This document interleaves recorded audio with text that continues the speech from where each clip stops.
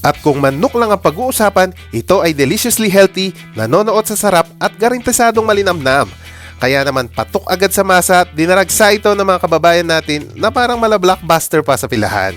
At finally, sa dinami-dami ng mga specialties ng mga flavored chicken dito sa Middle East, nakarating na rin dito sa Riyadh at ito ang first ever branch nito sa Saudi Arabia. Ito nga pala ang pinag-uusapan at katakam-takam na newly opened Kenny Rogers Roaster Fast Food na talaga namang na-miss ng mga karamihan, lalong-lalo na ang lasa nito.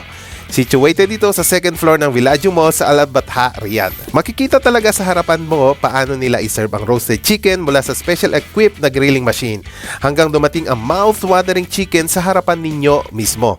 Kitang-kita sa labas pa lang ng chicken ay mga sangkap na siguradong magugustuhan mo at panalong-panalo sa sarap at panlasa. Mas lalo pang sumarap ito sa kanilang gravy sauce na sinamahan pa ng mashed potato. Wala na talaga, uwian na. Affordable naman ang kanilang price dahil may ino-offer silang solo meals, a la carte, pastas, grill plates, family group meals at kung ano-ano pa. Ang nagustuhan ko dito ay ikaw mismo ang mamimili ng mga side dishes na angkop sa mga preference mo, kagaya yan ng healthy plates. Hindi lang manok ang siniserve nila dito Meron din silang solo beef rib meals na filled with delicious barbecue sauce.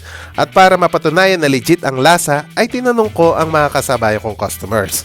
Approve naman daw. Don't worry about the crowd. Kung hindi ka maka-occupy ng space sa loob, ay meron namang inilaan sa labas na parang food court lang ang datingan. O diba, parang sa mall pa din. Sa aming experience ay alauna ng hapon sila nagbubukas hanggang gabi na iyon magsasara. O itamu, salamat!